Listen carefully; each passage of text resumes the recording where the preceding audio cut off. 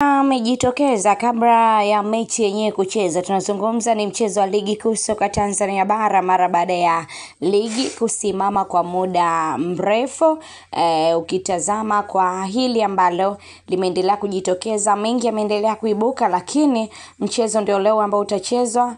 Tabora United wakiwa nyumbani dhidi ya Young Africans. Mengi ya nje ya uwanja yameonekana kujitokeza kwa wingi, kila mmoja akizungumza la kwake.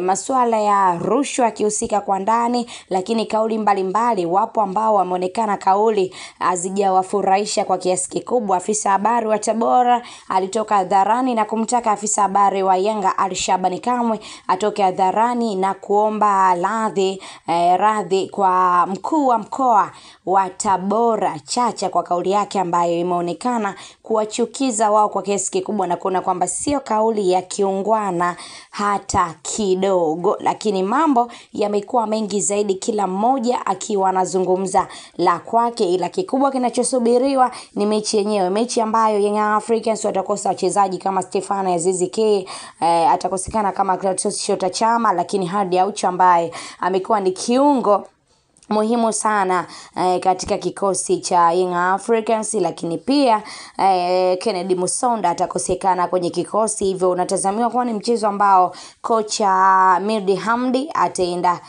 kuziba mapungufu hayo ya wachezaji na kuhakikisha kwamba Yanga wanakipata kila ambacho wamekifuata huko Tabora. Tuambie maoni yako kwa yeyote ambao amejitokeza. Hiki ambacho kinaendelea kina afya gani ya soka katika soka la Tanzania? Tuambie maoni yako. Kubwa zaidi tu usiache kusubscribe katika YouTube channel yetu ya Mtanange TV kama bado haujaweza kufanya hivyo, ili uendelee kujipatia taarifa zetu mbalimbali kwa haraka zaidi.